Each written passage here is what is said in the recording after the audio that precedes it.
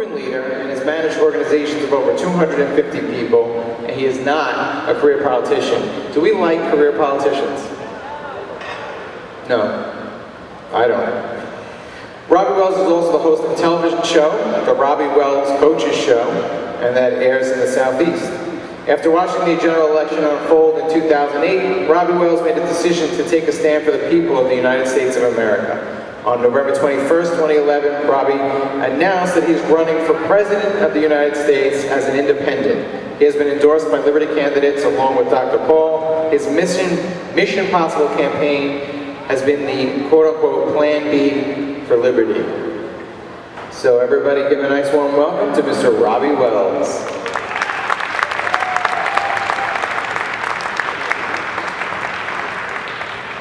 Well, hello. How's everybody today? Well, great. Before I get started, I've got to give thanks and a shout out to a few people. First and foremost, I've got to give a shout out because who would have ever thought that a guy like myself would be able to go through the campaign process in this election cycle, and here I am on the stage of the greatest deal as far as I'm concerned, a chance for us to restore liberty to the people of the United States of America. So I'd like to give thanks to my Lord and Savior Jesus Christ. I'd also like to give thanks to Liberty candidates for endorsing me along with Dr. Paul. I'd like to give thanks to G.G. Bowman and Tracy Diaz of Liberty candidates. My campaign team is here. I've got some video guys that are here as well. Of course, Dr. Paul, because he inspired me to take a stand for liberty. And the reason I'm here, my whole campaign is the Plan B for Liberty. So Dr. Paul, thank you wherever you are. I hope you're listening. And to his lovely wife, Miss Carol Wells Paul, which also is the same name of my late sister, Carol Wells. Y'all go fish and figure out if we're related. And to all the patriots that are here right now, I want to say thank you for being here. I know that a lot of you have sacrificed major to get here to Tampa from all over the country. And just like my new friend, Carlos Beltran, that's come all the way across half the country just to get here. And my hat's off to all those guys. I want to talk to you about what I dream about when it comes to this nation. And if you agree with what I say, then I want you to stand to your feet and I want to be heard, okay? I dream of a nation that has a president that eliminates all federal departments that are unconstitutional because they're making us go broke anyway. I dream of a nation that has a president that brings our military troops home. I dream of a nation that has a Congress that will do a full audit of the Fed and shut it down.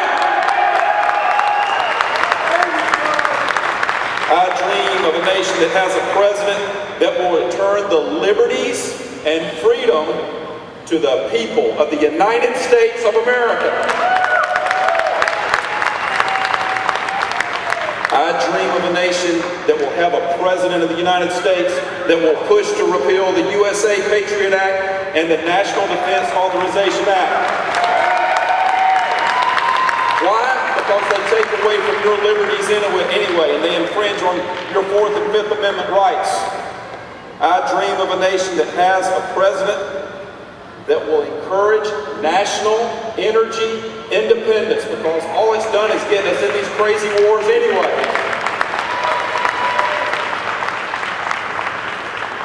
I dream of a nation that will have a president that will push to repeal Obamacare. I dream of a nation that has a president that will preserve, protect, and defend the Constitution of the United States of America, because that's what you deserve as citizens. That's what we all want right here in America, and that's what we've got to return to, the basics, the meat and potatoes of the things.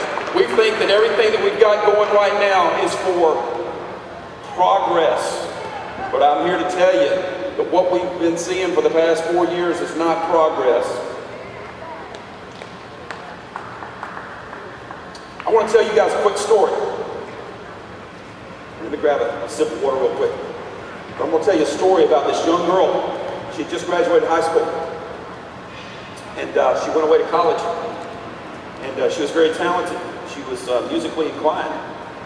And this young girl, when she got away to school, everybody realized very, very quickly that she had talent. She could sing like a bird. I mean, she was incredible, the talent that she had. But just like most girls, she ended up falling in love with this guy her second year in school. And then an unwanted pregnancy was on its way. And he was older, and actually, he was having an affair. He was a married guy. And so everybody was pressuring her to terminate the pregnancy because she had her whole life in front of her. And she was going to ruin it if she had this baby. And in fact, they were telling him too, you're going to ruin your marriage and everything if you have this child. Well, to the point where they had set her up an appointment to go to the doctor and have everything taken care of. And at the last minute, she ran and she hid and she had that child. That's my mother. Thank you. Yeah. See, the whole thing about the unalienable rights of life, liberty, and the pursuit of happiness is very, very dear to my heart because I do have life, and I do have liberty, and I do have the pursuit of happiness. But I'm telling you right now, I've got a message that I am the plan B for liberty this time around. Because if we do not take a stand right now, could you imagine 4 more years with the current administration of Barack Hussein Obama? I'm telling you this right now, if we got 4 more years of that and we continue to go down the path, the socialist left path, then we're going to lose all our freedoms. We're going to lose this nation. And we're going to be like a guy that's lost his best girl. And then all we're going to do is be like that guy with that best girl singing that down in the dump song. With no sunshine when she's gone. That's right. That's where we're going to be. So here's what I'm going to tell you right now. History has a tendency of repeating itself. Mitt Romney is not the answer. He is unelectable.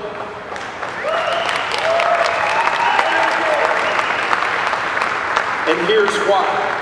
In the past 60 years, we have had one Republican candidate beat an incumbent Democrat for president. And that was in 1980, when Ronald Reagan beat Jimmy Carter, because Ronald Reagan was a true conservative. Mitt Romney is no conservative. In fact, Mitt Romney's biggest opponent is Mitt Romney 4 years ago, because he's flip-flopped on over 40 major issues that are out there.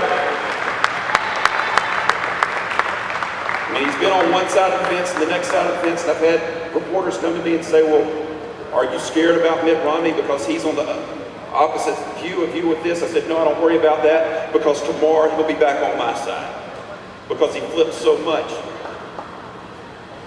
Let me tell you this too about Mr. Romney. He wants to insult your intelligence and my intelligence by saying that he would repeal Obamacare. But how does a man repeal something that he inspired when he was the governor of Massachusetts with Romneycare? That's right. Romneycare is the blueprint for Obamacare, which takes away from your liberties and your freedom by telling you you've got to do something. And that's not what America is all about. See, I don't really have a problem with the fact that he's made that money.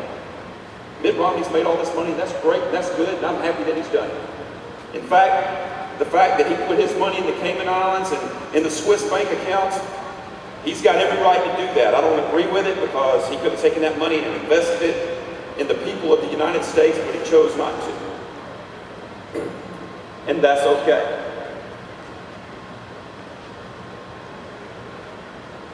But I think what I've got to say more about Mitt Romney, and what I've got a problem with, is knowing this. There is no way that as Commander-in-Chief he could command the respect of the military personnel from a guy that didn't stand for his country in 1969 when the middle of the Vietnam War was going on and he went away from the draft and went over to France to study abroad. I'm sorry, but somebody's got to stand up and they got to be a patriot for this country, and that's what you're looking for right now. America's looking for a guy to lead this country that's not a career politician but has proven leadership ability, and that's what I got. Okay? Now, we've got Ron Paul, and they're saying now that they're not going to seek the nomination from the floor of the Republican National Convention. And because of that, it looks like our future is bleak. It looks like everything's going down the tubes. Well, I'm here to tell you that I think that we're on the verge of a great awakening. I think that we are on the verge of America seeing its greatest day. And if you believe that, I want you to get up on your feet right now, and I want to hear you. But I'm telling you right now,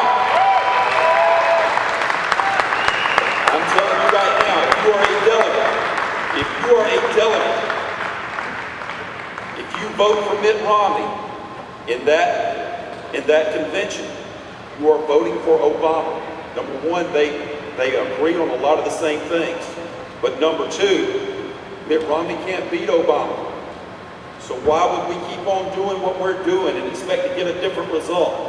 There was an old saying I used to say with my football players: you keep on doing what you're doing, you will keep on getting what you're getting. And if the result is bad, then you've got to make a change. Well, it's time for us to make that change. That's why I took a stand. Okay, you got to have somebody that wants to be the President of the United States that's got some courage, okay, that's got some values, that's got some principles to himself, that wants to return us to a Constitution as the supreme law of the land instead of having people trample on it like what you're getting right now. Thank you. You know, Dr. Paul, he's the father of the Liberty Movement. He says he's not going to seek that nomination. So to all you delegates that are here right now, I'm here to tell you, I announced that I was Plan B for Liberty back in November of 2011 when I announced that I was running for President of the United States. And I did that because I wanted to make sure that history would not repeat itself from 2008 when Liberty was shunned. And you saw what that's gotten us the past 4 years. So, if Dr. Paul will not accept that nomination from the floor, he will not let them nominate him from the floor, I'm telling you right now, I'm here to stand in. Okay? Because Dr. Paul, that's right. I'm ready to stand in, and I'm ready to go to work. And I can promise you this right now, I won't let you down. Okay? I'm taking a stand for my country because I love my country. And I know each and every one of you love your country too, and that's why you're here.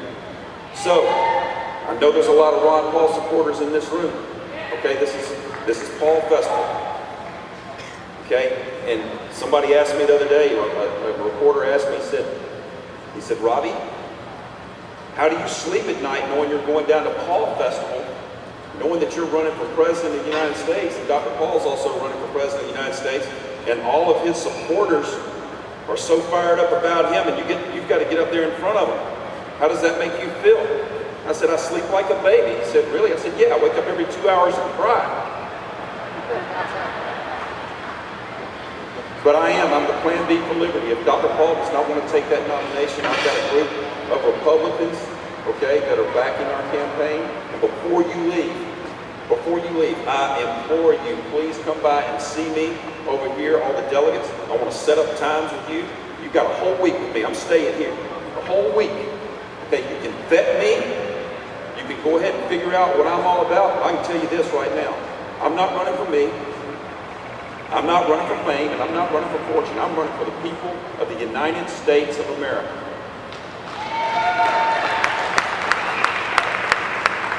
So please, before you leave, make sure that you get some of our information. I'm going to be over there. I want to be able to meet everybody that's here. And seriously, I'll stay here all night until I've had a chance to meet each and every one of you.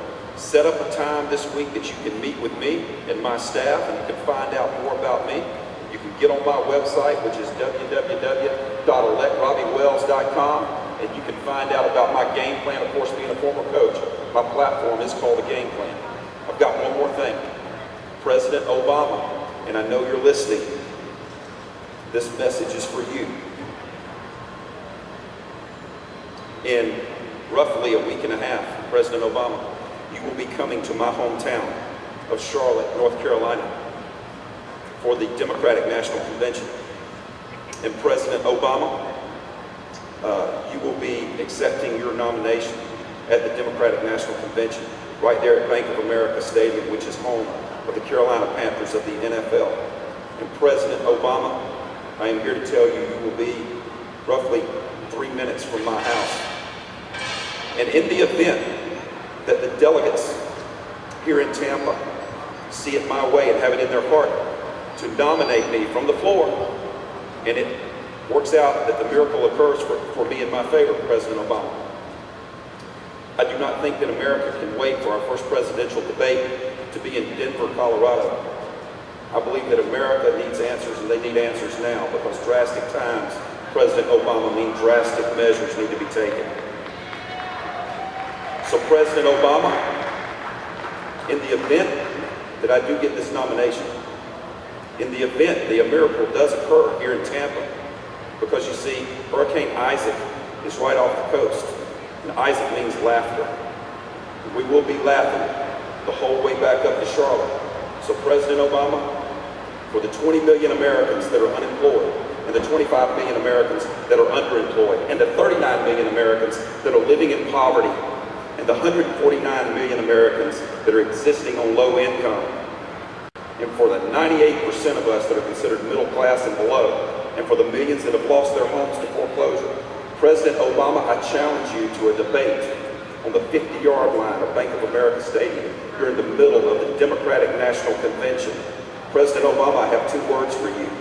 Bring it. My name's Robby Wells. I'm running for President of the United States. I am Plan B for Liberty. I need your help to be the people's president. If you guys appreciated anything that I said, then please show me some love, because I got a lot of love for you. Thank you so much. May God bless each and every one of you, and may God bless the United States of America.